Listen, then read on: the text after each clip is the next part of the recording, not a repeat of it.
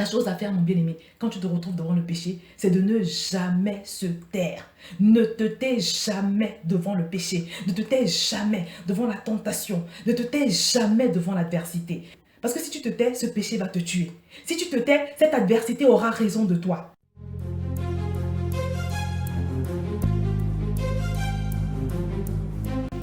Bonjour à tous, bienvenue sur Vie TV. Aujourd'hui, on va parler de la chose à éviter à tout prix quand on se trouve devant le péché ou bien devant l'adversité.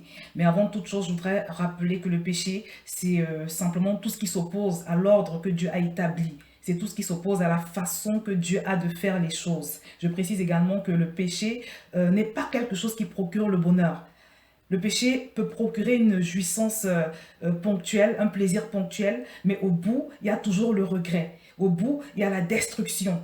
Au bout du péché, il y a la mort. Le péché est donc quelque chose que tu dois haïr et combattre de toutes tes forces.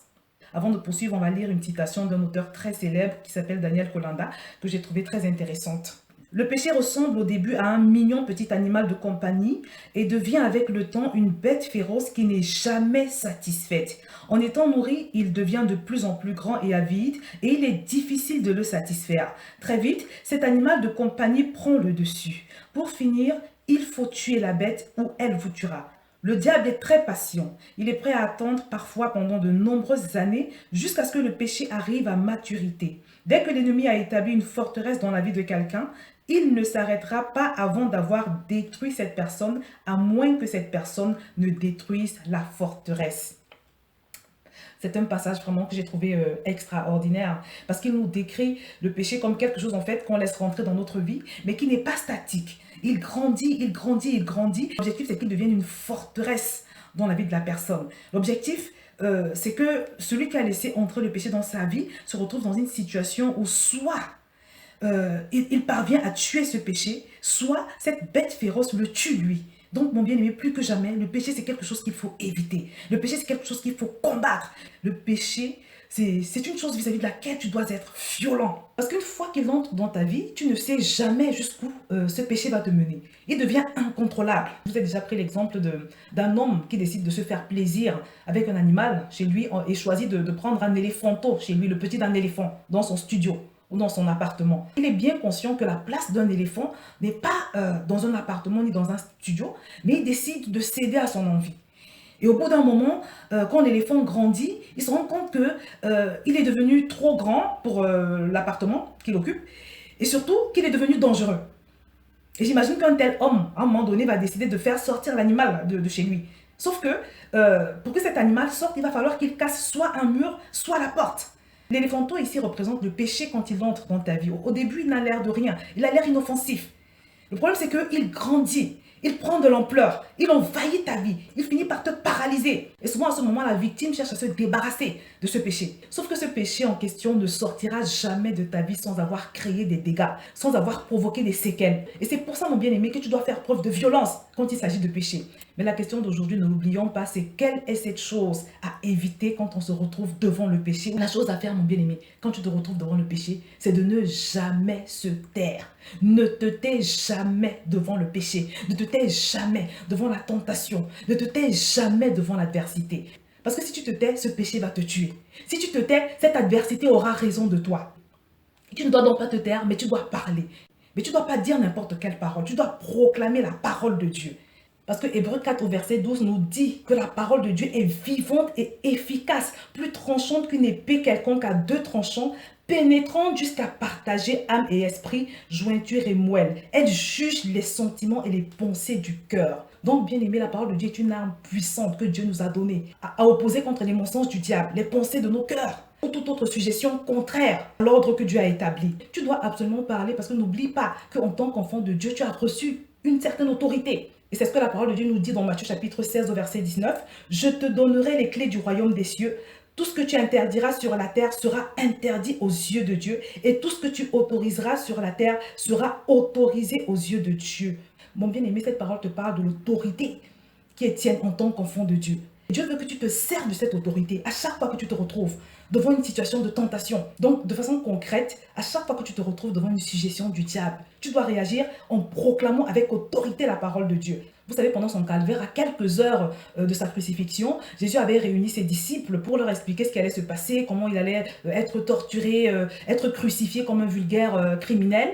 Et l'un de ses disciples, inquiet par ces déclarations de Jésus, a pris Jésus sur le côté et a commencé à lui dire, mais tu sais Seigneur Jésus, ça ne t'arrivera pas. Donc il a commencé à reprendre Jésus parce que c'était quelque chose de trop difficile à concevoir pour lui. Et on va voir la réponse que Jésus lui fait.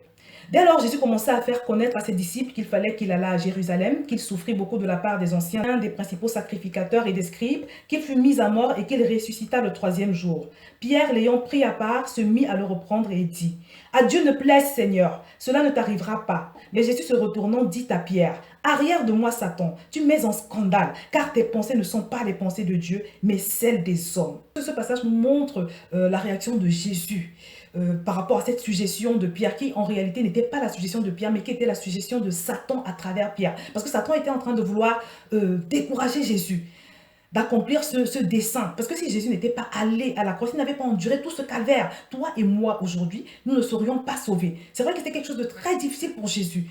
Parce qu'on peut voir dans la Bible qu'il y a eu un moment où il était tellement angoissé qu'il a voulu changer d'avis, il a voulu demander à Dieu de changer le cours des choses, si jamais c'était possible. Donc déjà Jésus c'était pas facile pour lui. Et en plus, il y a Pierre qui arrive et qui lui dit, tu sais, ça ne va pas t'arriver, il ne faut pas que tu y ailles. Jésus a discerné la voix du diable à travers Pierre. Et il a réagi en disant, arrière de moi, Satan. Je voudrais t'inviter aujourd'hui, mon bien-aimé, à imiter cette attitude de Jésus. À chaque fois que tu reçois une pensée qui s'oppose à ce que Dieu t'a demandé de faire, à chaque fois que tu reçois une suggestion qui va à l'encontre de l'ordre que Dieu a établi, mon bien-aimé, ne te tais pas. Écris-toi, arrière de moi, Satan. À chaque fois que tu te retrouves oppressé par des pensées de peur, par exemple, parle à cette pensée et dis-lui que tu n'as pas reçu un esprit de peur, tu n'as pas reçu un esprit de timidité, mais un esprit de force. À chaque fois que tu te retrouves devant une pensée d'insécurité, par exemple, adresse-toi à cette pensée en lui rappelant que l'ange de l'Éternel campe autour de celui qui le craint et il ne lui arrive aucun malheur. Devant une situation d'offense, quelqu'un t'a blessé, tu te retrouves grandement tenté de te venger, de faire quelque chose pour te venger. Ne te tais pas, mais parle à cette pensée selon Romains 12 au verset 19 en lui disant que tu ne te vengeras pas parce que la parole de Dieu déclare de ne pas se venger mais de laisser agir la colère. Et que Dieu dit, à moi la vengeance, à moi la rétribution. En ce qui concerne les cas d'adversité, par exemple, si un jour ton médecin te présente un verdict médical de maladie incurable, si par exemple il te dit des choses du genre tu vas mourir, tu ne vas pas survivre plus de 3 mois à cette maladie, réponds-lui selon le psaume 118, 17. Je ne mourrai pas mais je vivrai et je raconterai les œuvres de l'Éternel. Proclame cette parole avec foi. Devant l'impudicité, parce que ça c'est vraiment un problème que beaucoup de gens ont. La plupart des personnes qui m'écrivent pour des péchés dont ils n'arrivent pas à se sortir, m'écrivent souvent pour l'impudicité. Soit la fornication, soit la masturbation. Devant toute tentation de pratiquer le péché d'impudicité, parle également avec autorité et dis à cette pensée, à cette envie, que ton corps est le temple du Saint-Esprit et que celui qui est en toi, l'Esprit de Dieu qui est en toi est plus fort que cette pulsion. Donc mon bien-aimé, le secret devant la tentation, devant le péché, c'est de ne jamais se taire, ne ferme jamais ta bouche. Parce que Dieu t'a donné cette arme puissante qui est sa parole.